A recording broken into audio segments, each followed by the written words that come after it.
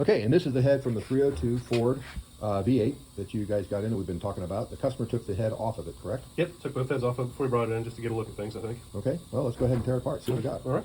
So what's the first thing you're going to do? Well, the first thing we want to do is kind of get the keepers loose from the retainer, because over time they have a tendency to wedge. So I just take a socket and just sort of gently tap on it a bit and try to get it loose. Then it's just really loud. We'll set up our valve spring compressor. Take it apart. Looks like you've done this before. Once or twice. Now on the Fords, they actually use, some of them use this extra little piece here. You gotta just kind of knock it loose. And those obviously won't be reused. Actually, we'll probably reuse a lot of these. The only thing we may not reuse is the springs if they've got some wear, but we'll check those later in the process, obviously before we reassemble the heads. The valves, how about the valves? Will you reuse those? Yes, if we can, we will clean them and check them. And if they've still got a good margin and everything cleans up and they're not all pitted and rusted, we'll regrind them and put them back in. So rebuilding engines is good recycling for the environment. Absolutely. I mean, yeah. I don't know about the finance in the... You're right.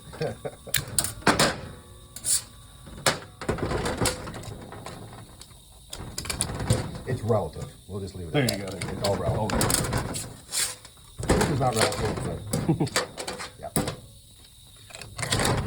And you'll reuse those caps to hold the valve springs down too, probably? Yes. Yep. We'll use as much of this as we can. Yeah, as long as everything's good and, you know, the customer's going back with basically a stock application, we don't have to worry about replacing too many things, but we do go through and inspect everything just to make sure it's okay. Okay, and what are these little red things on here? Those are the valve spring seals, which these... Those are on the intake or exhaust? So the exhaust has the red hard plastic seal. And those will be replaced? Those will definitely be replaced, and the intakes on these have like a press-on seal on the guide. And these obviously haven't been apart forever. How fast are these guys moving up and down in there? How many times a second? That I don't know, to be honest. Pretty quick. Pretty quick. That one's stuck a little bit. That's okay. Tap it with your plastic mallet. Yep. Could have some rust in there. It could have some carbon built up on it. So we'll just pop everything out and kind of lay it how it came apart. So the intake has more than the exhaust. It's bigger than the exhaust. Correct. Typically, the intake valve is larger than the exhaust valve.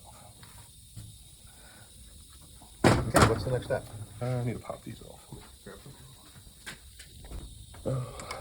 So the next step would be basically what we did with the block. We'll run it through the oven. Then we'll run them through the steel shot tumbler. That way we can get a good eye on them, and we'll magnaflux them, make sure there's no cracks or any issues, and go from there.